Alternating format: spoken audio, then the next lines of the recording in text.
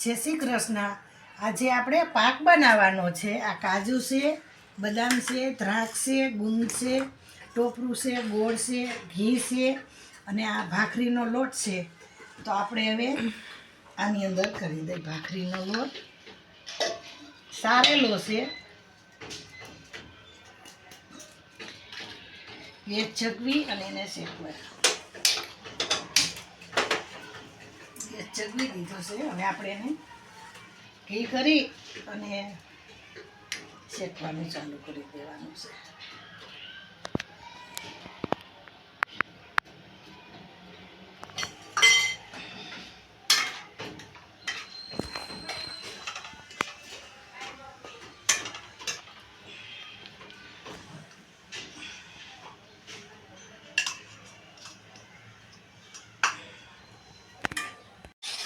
લોટ શેકાઈ જવા આવ્યો છે એટલે એની અંદર જોઈ પ્રમાણે ગુંદ કરી દેવાનો છે। આપણે અડધી વાટકી જેટલો ગુંદ કર્યો છે।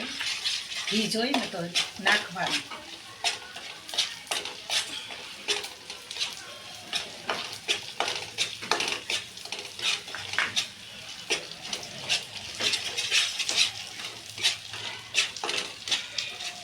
હવે ગુંદ ફૂટી ગયો છે એટલે આપણે લોટને નીચે લઈ લેવાનો છે।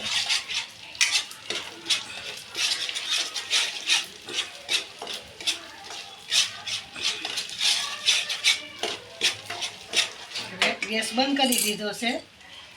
લોટને આપણે શેકાઈ ગયો છે નીચે એકદમ જો ગુંદ ફૂટી ગયો છે બહુ મસ્તીનો અને લોટ શેકાઈ ગયો છે। હવે એની અંદર આપણે ગોળ કરી દેવાનો છે।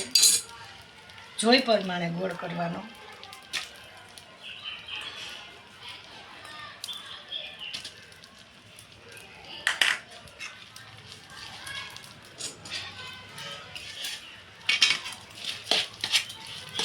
આ બહુ ઢેફલી સરસ થાય।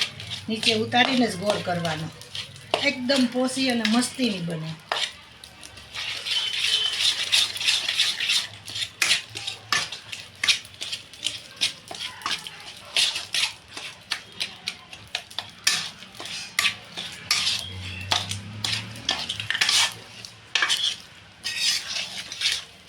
હવે એની અંદર આપણે બદામ કરી દઈ, કાજુ કરી દઈ અને થોડીક એવી દ્રાક્ષ કરી દઈ અને આ ટોપરાનું ચીણ છે એને પણ કરી દીધું છે।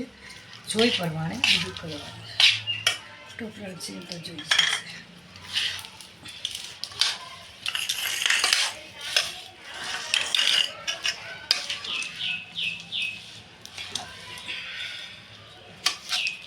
હવે આપણે હલાવાઈ ગયું છે એને થાળીની અંદર ડીશની અંદર જમાવા મૂકી દઈએ।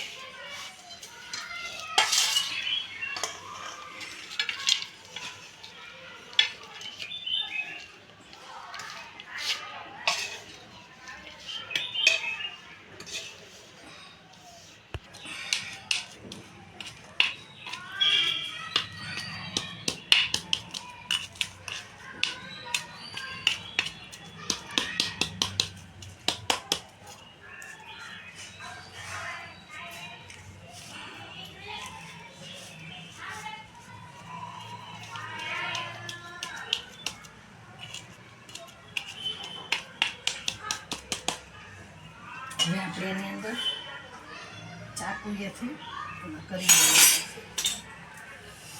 ઢેફલી પાડવાની છે।